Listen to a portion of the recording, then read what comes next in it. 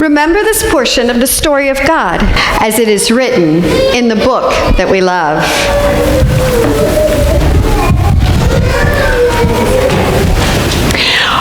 On the last day of the festival, the great day, when Jesus was standing there, he cried out, "Let anyone who is thirsty come to me, and let the one who believes in me drink. As the scripture has said, out of the believer's heart will flow rivers of living water." He said this about the Spirit which believers in him were to receive.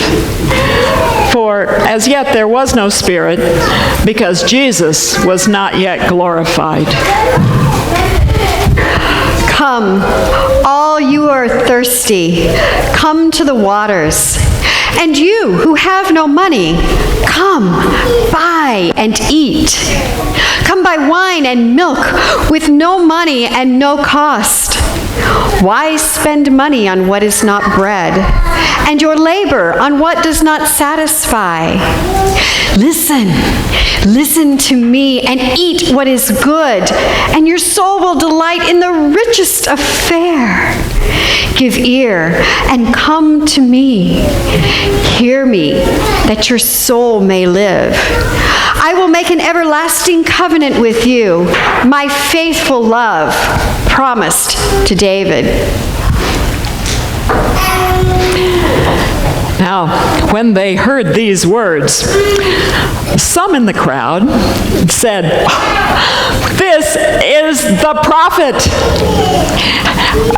Others said, "This is the Messiah." But some asked, "Surely the Messiah does not come from Galilee, does he? Hasn't the scripture said that the Messiah is a descendant of David and comes from Bethlehem, the village where David lived?" And so there was a division in the crowd because of him. Some wanted to arrest him, but no one laid hands on him. The temple police returned to the chief priests and the Pharisees, who asked them, "Why didn't you arrest him?" They said, "Never has anyone spoken like this." They said, "Surely you haven't also been deceived, have you? Have any of the authorities or the Pharisees believed in him? But this crowd that doesn't know the law, they are accursed." Nicodemus, who had come to Jesus before and who was one of them, asked, "Our law doesn't condemn people without first giving them a hearing to find out what they're doing, does it?" They said to him, "Surely you aren't also from Galilee, are you? Look, search, and you will see that no prophet is to arise from Galilee." Then each of them returned to his home, and Jesus went out to the Mount of Olives.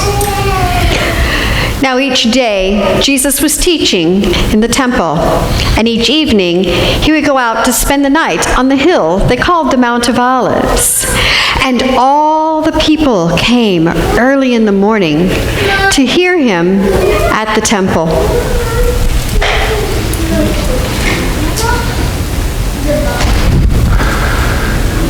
The setting is always important when we're telling a story. And the setting for this scene was in the Jerusalem temple, and it was at a very particular time. We're told that it was the last and greatest day of the feast, and we kind of maybe scratch our heads and go, I don't really know what that means.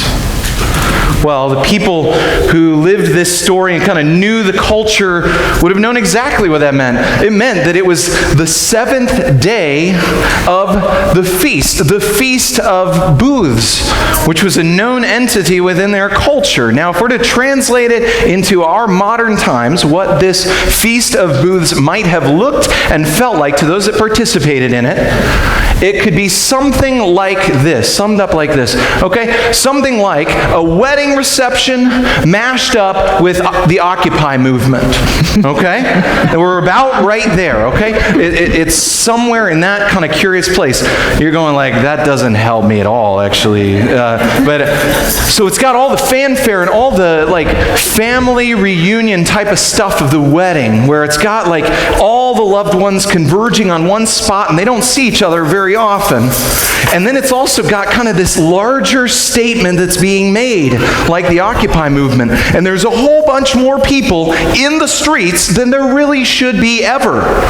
And they're setting up their tents and they're camping out on the streets and they're making these kind of temporary dwellings, these booths. That's why it's called the Feast of Booths. And so they're there in Jerusalem converging at this time, and it's a special time. And what are they remembering? What's the bigger statement that they're clinging to? They're remembering that story of old where God, through Moses, led the Israelites through the wilderness, and they camped out for a long time. And they were stuck in close proximity with all their family members for quite a while in there, and then God led them into the land that He had promised. And so they're remembering this, and they're celebrating God's protection and His provision.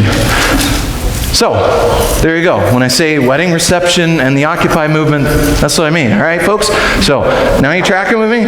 Kind of got the picture a little bit, maybe? Maybe? Okay, yeah, okay. So, here's the deal. It was in the spring of the year, and so the land was parched. Wasn't a whole lot of rain coming down. And they were waiting. Dust in the air and everything. And they were waiting for the rainfall. So in the midst of this festival, this mashup of a wedding reception and the Occupy movement, the priests and the religious authorities at the temple in Jerusalem have a very specific role. They're doing this ritual activity around the altar where sacrifices are being made, and they're pouring their wine from their wedding reception over the sacrifices of the altar as they're burning. And they're going and they're scooping water. And they're pouring that large amounts of water over the altar so that it flows down the temple steps. We're told that this was the most joyous time because this is like an anticipation of what God would provide in life-giving rain for the earth and crops. They were an agrarian society. This is an important thing. And so they were just waiting with anticipation as this happened. They were celebrating and savoring. And in the midst of all this, when the priests were doing their business and all of that stuff, Jesus stands up in the midst of the crowd and says, "Let anyone who is thirsty come to me and drink." Needless to say, that would have caused a scene. Because the temple authorities are the ones who are doing God's important work, and Jesus doesn't have an official role at this gathering. And so he steps up and he proclaims this thing in a public assembly. It's as if he's saying, "I'm God, cello. With joy you will draw water from the wells of salvation." Isaiah 12. Isaiah 55 that we heard earlier from Martha. "Come to me, you are thirsty. Get a free meal." And so he's bypassing the temple authority. And this is an honor and shame culture. And so he's kind of dissing them publicly, the religious authorities who are leading this. And he's saying, "I'm the one you're here for. My life and the life that I will give you will outlast this building that we're gathered into." And the crowd was deeply divided over this. They didn't know what to think. They were greatly impressed. It was like, he's a prophet, he's the Messiah, the long-promised one, the Christ, the anointed one, the King, the one who's going to represent his people very truly and bring about a kingdom. And yet, they're wrestling with this. The religious authorities are not impressed. And they're trying to find ways to arrest him and discredit him. And the police are going, "Give us a break, guys. Nobody's ever spoken like this." And so the crowd is left in a place to go like, he is either the authoritative voice that he claims to be, or he is absolutely crazy wackadoodle. And they just don't know what to do with it. And so they start to attack his character. The religious authorities, they say, Well, anybody who knows the law is going to know that the Messiah does not come from Galilee. Obviously. He lacks the social refinement that we have. Galilee was kind of that like backwoods diss, like put you in your place. You are uneducated, you lack refinement, you don't know what you're doing. And so they're attacking his character in that way by attacking the place that he came from. And they continue to do that for Nicodemus when Nicodemus says, hey, innocent until proven guilty, let's give it a fair hearing and everything. And it kind of sits like that with the crowd divided. But Jesus has made his point.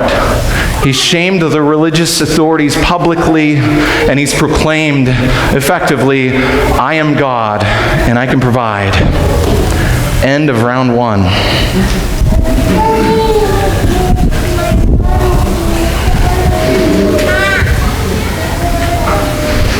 Early in the morning, Jesus came again to the temple, and all the people gathered around, and he sat down and began to teach them. Then some Pharisees and teachers of the law brought to him a woman who had been caught in adultery, and they made her stand in front of them all. And they said to Jesus, Teacher, this woman was caught in the very act of committing adultery.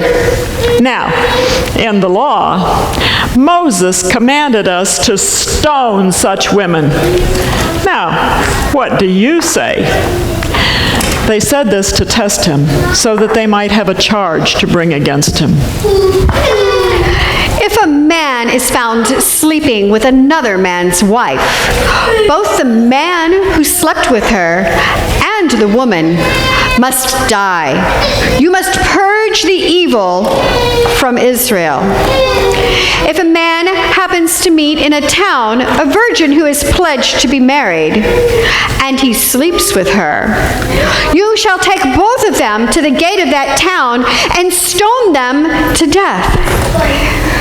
The girl, because she was in a town and did not scream for help, and the man, because he violated another man's wife.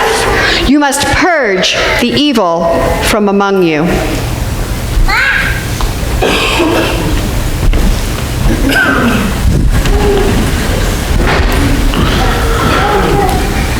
The next day, early in the morning, Jesus returned to the temple. Now this takes guts, because he's publicly shamed the people who are in power. And so for him to show his face publicly, he's taken a bit of a risk already. This was the day after the seventh day of the feast, so this means that this particular day was a Sabbath, and there was no regular work to be done on the Sabbath, and it comes with its own kind of set of cultural rules. So store that back and keep that in mind as we go forward with the story. But here's the thing. Jesus has publicly shamed the leaders, and now the leaders through the night have been working on a way to get back at him. And so they are kind of brewing in the background. And they're coming up with a plan to bring a woman in and give Jesus a question that he won't be able to give a proper answer to. Now, in our day and age, to establish your authority as a speaker, you stand up, and it's usually like a raised platform and everything, or you stand up in front of a group of people, like if you're given a message. In those days, and with rabbis, the authority was established as the person would sit down. That's when you knew that you needed to listen up. So, we're going to do a drill. Boys and girls, I need your help on this, okay? Because you are more in tune with this than your parents are, and I dare say probably more disciplined than your parents are. I need you to watch very, very carefully what I do. And when I sit down on that stool up there, I want you to be completely quiet right away. Can you do that? Can you watch carefully? Okay, I need all your help to make this happen. See, this is how we enter into the story. This is how we make it come alive. We all participate together, okay? So, now, talk as if nothing's happening, as though this is not sermon time. There you go, yeah, right, really.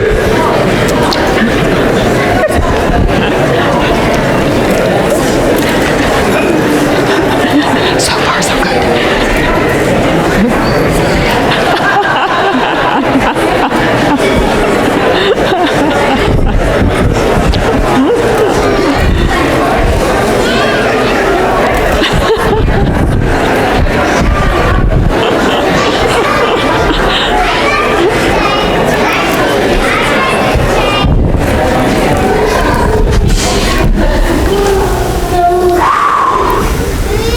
And that's how it happens.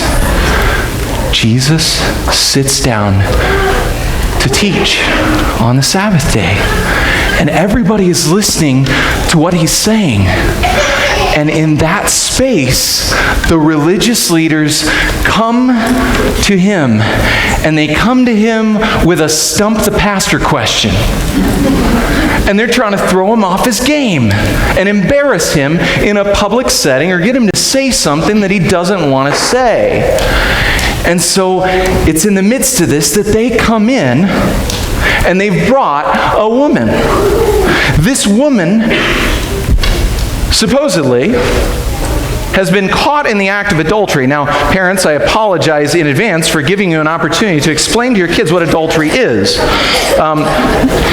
But it's when moms and dads don't keep their promises, kids, okay? So that's the simple explanation. Adultery means moms and dads aren't keeping their promises, okay? And they go different directions. So, at any rate,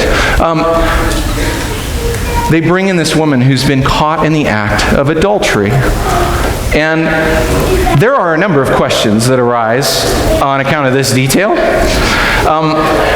I'm a pastor, and it baffles me to think of how a religious professional would discover and catch someone in the act of adultery. Like, I personally don't make a habit of like trolling the streets and looking in your windows and making sure everything's kosher. Like, that's just not how I roll.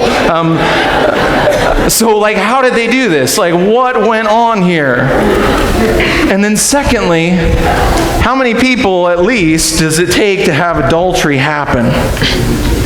It takes two to tango, folks, right? And so, where's the guy? They only have the woman. And see, they've had this attitude that like the crowd doesn't know the law like they do. And they're bringing this woman, absent of the man, and daring Jesus to strictly follow the law and give an answer to it. And they don't care about the law. They don't give a rip. This woman, this unfortunate woman, is caught as a prop in their plan.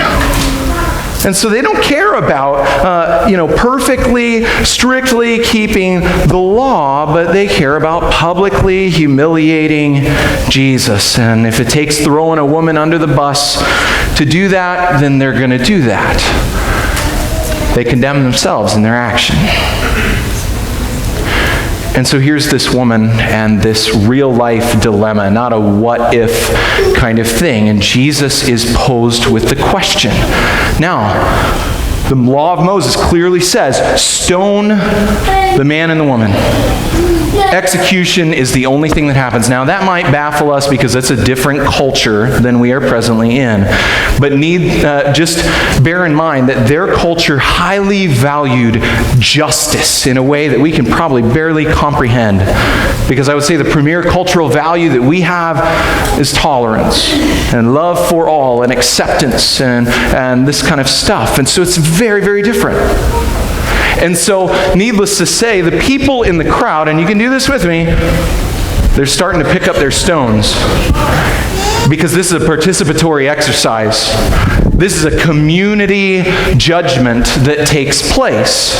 They all have a role to play.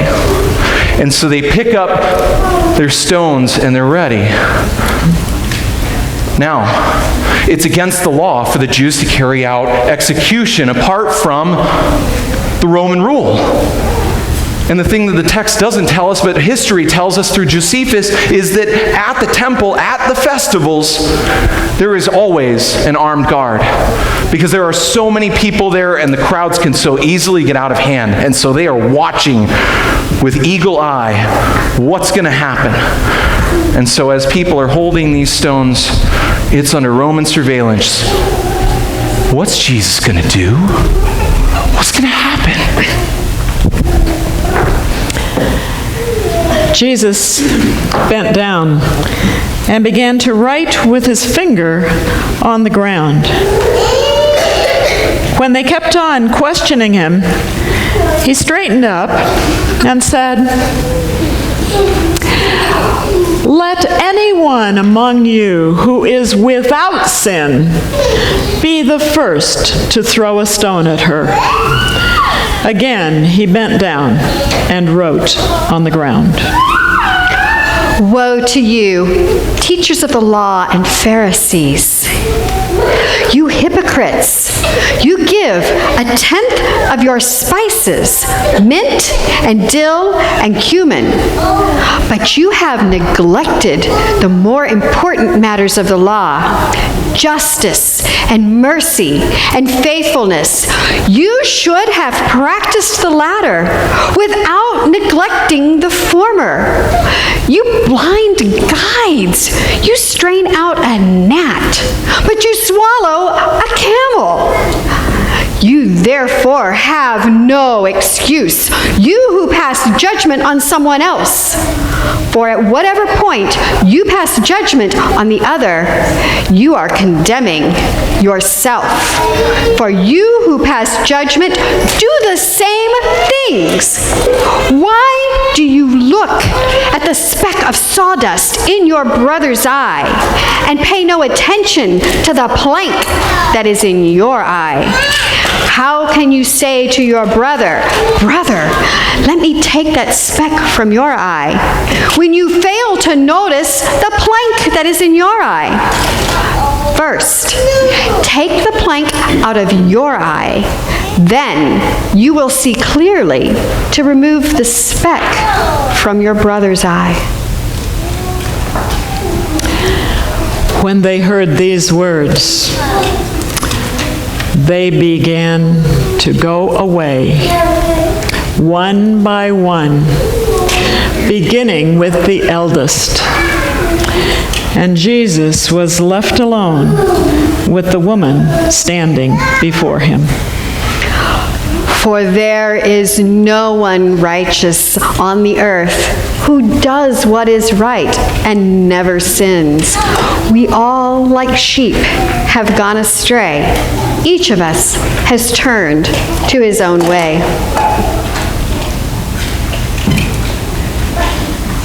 Jesus straightened up and said, "Woman, where are they?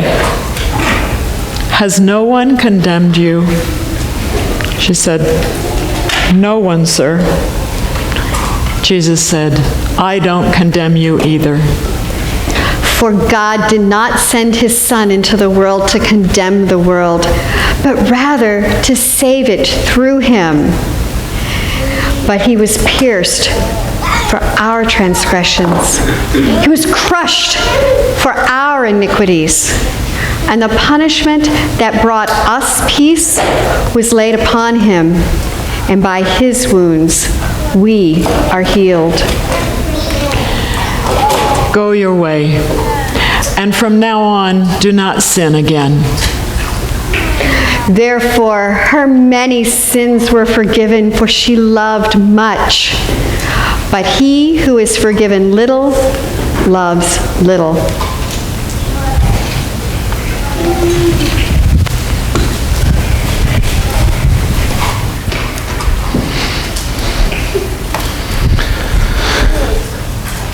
Jesus shamed the religious authorities and audaciously claimed authority that was greater than theirs.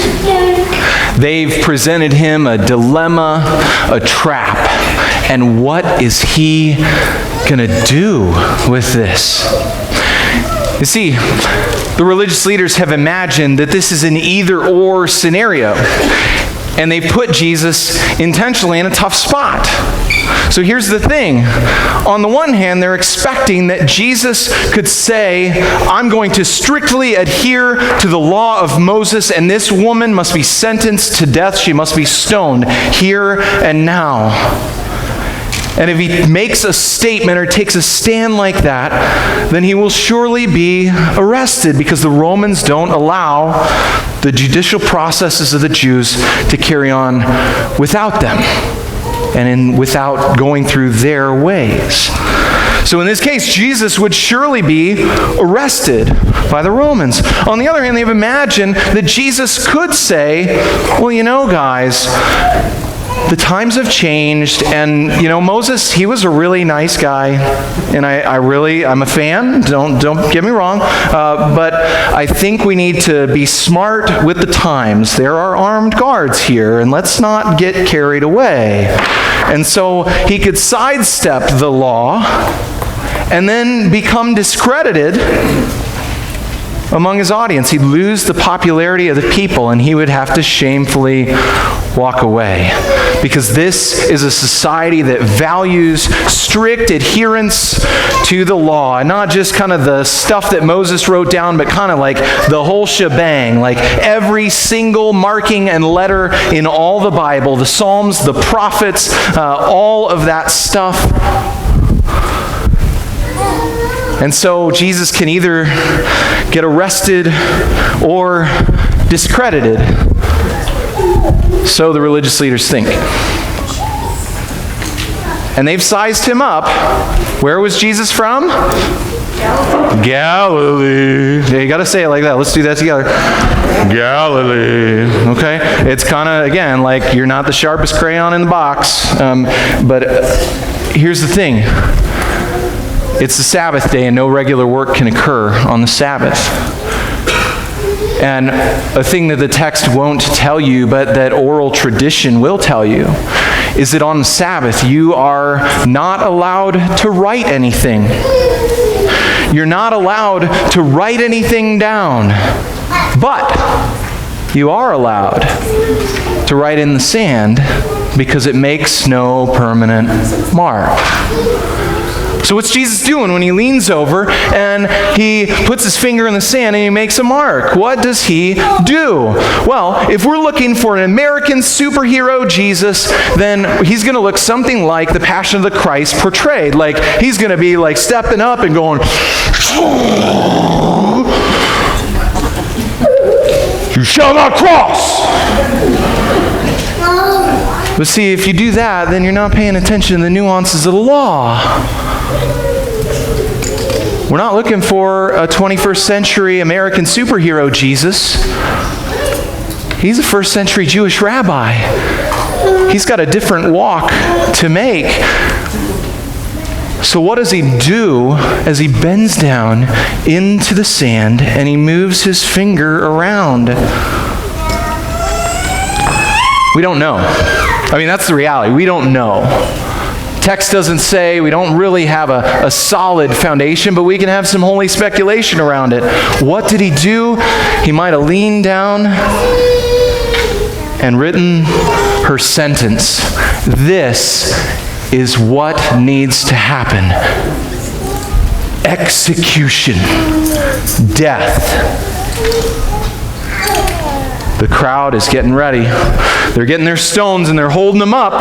Hold them up, folks, because they have a job to do in this mix. The leader has decreed, and now they need to participate. And so he decrees this thing, and in the nuance of the law, he says this, but then he stops them short as they have their stones in the air, and he says, "Let the one who has never sinned be the first to throw that stone." Oh. And all of the energy just deflates. And so he's effectively telling to his detractors, I am willing to stand firmly on the law of Moses and strictly adhere to the law. I have no problem with that. I have no problem with being arrested and sentenced and spending some time in a jail cell. Question is, who's going to join me? Who's going to go with me?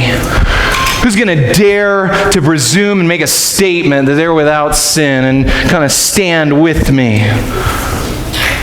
Jesus all of a sudden dissipates the chaos of the mob, and all of a sudden everybody has a face, and Jesus is looking you right in the eye. Dare you to move. It says that Jesus bent down again. And I think he bent down because he wasn't interested in seeing what happened there. He kind of knew where it was going. He had strictly adhered to the law, and he had publicly shamed and silenced religious hypocrisy. And they're walking away. And he's not gloating over them, taking pleasure in their pain and their conviction. He's just letting it happen. And when he sits back up, it's just him and the woman there. In this holy moment. You see, Jesus doesn't often talk about the most important thing that he does. There's not a whole lot of explanation of how that works and how it's communicated to us. But here in this sacred moment with this woman alone, this is what atonement looks like, that fancy theological word. In that moment, he has just saved her life. She would have been dead and gone just a moment before. And by the way, she would have earned it in a sense, because that was the proper punishment. But he silenced them. And he said, "Where are your accusers? And neither do I condemn you. Go and sin no more." Now, what's he done there? They were ticked at the woman, and they were ready to unleash all of their zeal for the law and all of their anger toward her. What's Jesus done in that moment? He's moved the target from her back to where? To himself. He's stepped into the fray, because you do not go around shaming people who are in power. That doesn't end well for you. But Jesus does it by stepping out in front and declaring this in the presence of many witnesses. Jesus is sending himself on a trajectory toward the cross. What's the most important thing that Jesus ever did? Kids, what's the most important thing that Jesus ever did? Nick. Bingo! Yes! Aced it. He died on the cross. Jesus died on the cross. And this is the cross in miniature. Jesus keeping the law strictly, perfectly, with excellence, we could say. Perfect, sinless Son of God, there, stepping into the fray and risking the punishment for the sake of someone else who fully deserved to be punished, and saving her life.